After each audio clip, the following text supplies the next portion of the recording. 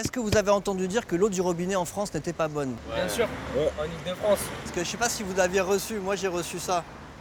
Étant infirmière et bossant au niveau des hôpitaux de Paris, à Bichat, on a reçu un arrêté préfectoral à l'instant, disant qu'en fait, toute l'eau de l'Île-de-France et de Paris a été contaminée au titanium, donc est radioactive. Est-ce que vous aviez reçu ce message par WhatsApp où une infirmière de Bichat raconte qu'elle a reçu une circulaire et qu'il fallait pas boire l'eau du robinet? Vous aviez entendu ça?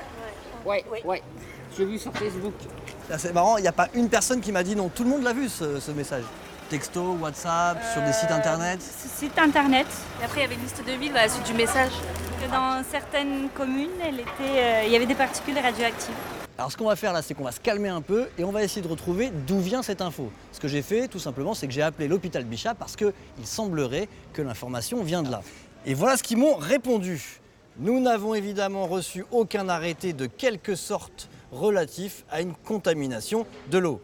Bref, ils savaient de quoi je parlais, mais ça venait pas de chez eux. Si on croit tout ce qui se passe sur Internet, on n'est pas sorti de chez nous. Alors d'où vient cet intox? Parce qu'effectivement, il y a eu un communiqué de cette association, l'ACRO, qui travaille sur le contrôle de la radioactivité en France. Est-ce que ce qui est dit dans ce message WhatsApp, ça correspond à ce que vous dites dans votre communiqué? Rien à voir. D'abord, le message WhatsApp parle de titanium, et nous on parlait d'une contamination au tritium.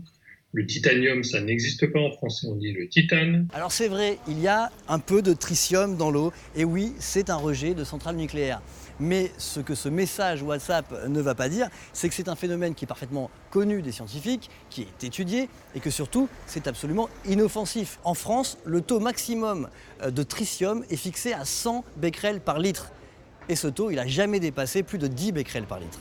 Pourquoi vous avez publié ce communiqué? Qu'est-ce qui vous inquiète finalement? Les niveaux ne sont pas alarmants, donc on peut continuer à boire l'eau du robinet sans danger. En revanche, ce qui nous a inquiétés, c'est si jamais il y a un accident grave à la centrale de Nogent-sur-Seine.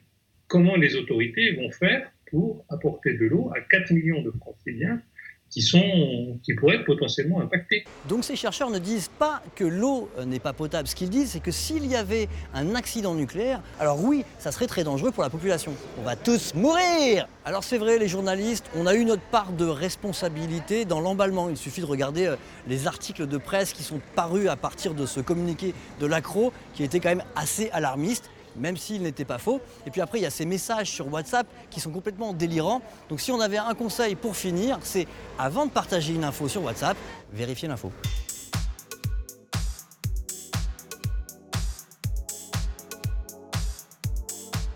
Bon, vous l'avez compris, l'instant détox, c'est ma façon de lutter contre les intox, les fake news, les fausses informations qui circulent sur Internet. Alors, si ça vous plaît, abonnez-vous à ma chaîne, ça doit être à peu près par là.